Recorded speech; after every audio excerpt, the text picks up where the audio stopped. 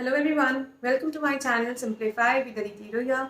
This is the last part of the chapter Political Parties, and in this part we'll be covering how can political parties be reformed.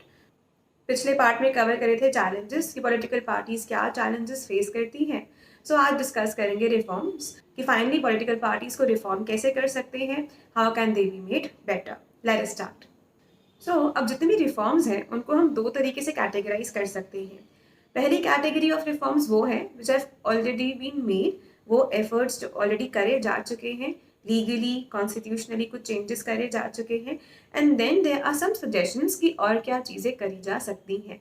First we will be discussing 3 major reforms that have already been made कि इस direction में already legal efforts करे जा चुके हैं. The first one is the anti defection law. पहले क्या होता था कि पॉलिटिकल पार्टी की जो लीडर्स हैं, सिटिंग एमएलएज हैं, एमपीज हैं, they used to switch their political parties. Bribery होती थी, ब्राइबिंग चलती थी और लीडर्स जो हैं वो एक पार्टी से दूसरी पार्टी में स्विच कर लेते थे. इसी को डिफेक्शन कहते हैं और इसको रोकने के लिए एंटी डिफेक्शन लॉ लेके आया गया. एंटी डिफेक्शन लॉ के बाद अब ये रूल है कि कोई भी सिटिंग एमएलए और एमपी अपनी पॉलिटिकल पार्टी चेंज नहीं कर सकता, और अगर वो करते हैं देन उनको डिस्क्वालीफाई कर दिया जाएगा, they will lose their seat. Ultimately ये लॉ काफ़ी सक्सेसफुल है. कहीं ना कहीं थोड़ा सा ड्रॉबैक भी है इस लॉ का कि अब वो जो सिटिंग एमएलए है या एमपी है वो अपनी पॉलिटिकल पार्टी के लीडर के साथ डिसएग्री नहीं कर सकता. पहले कह सकती थी कि that I have this opinion otherwise I will join the other political party. अब वो ऑप्शन नहीं है, तो अपना डिसएग्रीमेंट शो करना becomes a bit difficult. But even then वो डिफेक्शन को रोकने के लिए, ब्राइबिंग को रोकने के लिए this law is very successful. Then money और मसल पावर के रोल को डिक्रीज करने के लिए हमारे सुप्रीम कोर्ट ने एक और रूल बनाया. उसमें ये था कि अब हर कैंडिडेट जो कि इलेक्शन में पार्टिसिपेट कर रहा है, it is now mandatory for that person to submit a list of the assets, जो भी प्रॉपर्टी उसके पास है, लाइबिलिटीज या उसके खिलाफ अगर कोई क्रिमिनल केसेस पेंडिंग है तो. So every candidate has to submit an affidavit, a legal declaration regarding कि उसके पास कितने assets हैं, liabilities हैं, अगर उसके अगेंस्ट में criminal cases pending है.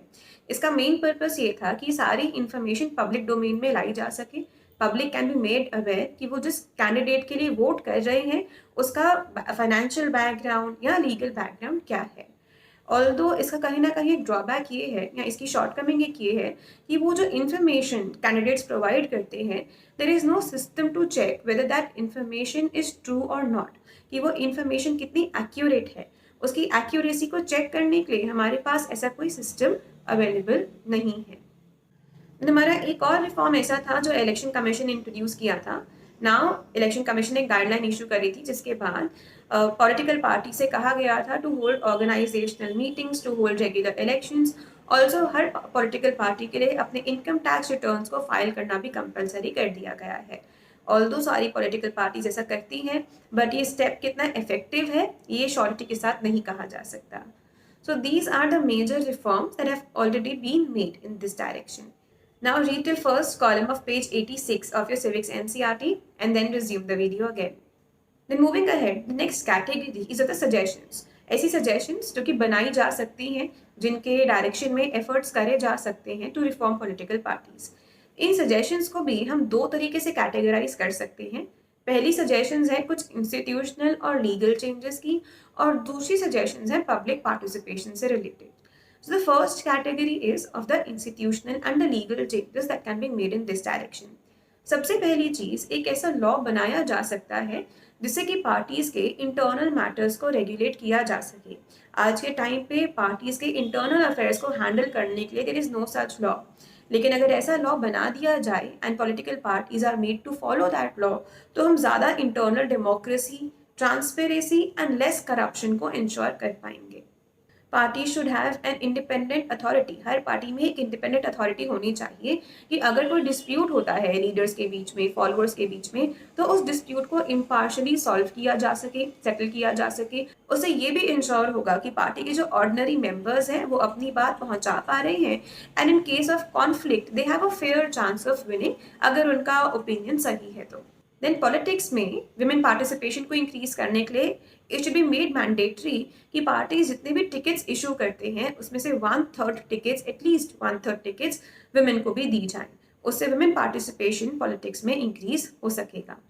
One more suggestion made in this direction is that the election should be funded by the state. Election should be funded by the government. अगर स्टेट फंडिंग होगी elections की तो एक tab रखा जा सकेगा on the spendings of a political party during elections. एक minimum limit set करी जा सकेगी और जो इंक्रीजिंग रोल ऑफ मनी की पावर है, इंक्रीजिंग रोल ऑफ मनी, उसको काफ़ी हद तक रिड्यूस किया जा सकेगा अगर इलेक्शंस में स्टेट फंडिंग होती है तो. Now, apart from these, there are two major suggestions जो कि पब्लिक कर सकती है. For the public, हम कहते हैं कि जब तक पब्लिक पार्टिसिपेशन इम्प्रूव नहीं होगा, how will political parties improve. Her political party के लिए फ्यूल क्या है? What is the fuel for a political party? Public support is the fuel on which a party runs. अगर पॉलिटिकल पार्टी को ये पता है कि अगर हम कुछ भी गलत कर रहे हैं तो the public will not support us, then they will have no other option but to improve themselves. Public should pressurize political parties through protests or petitions, क्योंकि political parties को जब ये डर होगा कि public support हमें नहीं मिलेगा, they will have to reform themselves. And then the last important suggestion, and perhaps the most important suggestion is कि वो लोग political party को reform करना चाहते हैं, they should join political party. जब तक पब्लिक पार्टिसिपेशन नहीं इम्प्रूव होगा, जब तक क्वालिटी ऑफ पार्टिसिपेशन इम्प्रूव नहीं होगा, how can we expect to improve the quality of politics in our country. हमारी कंट्री के वो लोग जिनके पास एक विजन है, जिनके पास बेटर आइडियाज हैं, they should join political parties. Only then we can expect an improvement in the level of politics जो कि हमारी कंट्री में होता है. Now read till page 87 of your civics NCERT and then resume the video again. So that finally brings us to the end of this video and end of this chapter. If you like this video, give it a big thumbs up. In case of any doubts, please comment down below and let me know. I'll try to clarify as many as I can. If you haven't yet subscribed to my channel, please click here. I'll be highly grateful. For complete playlist of this chapter, please click here.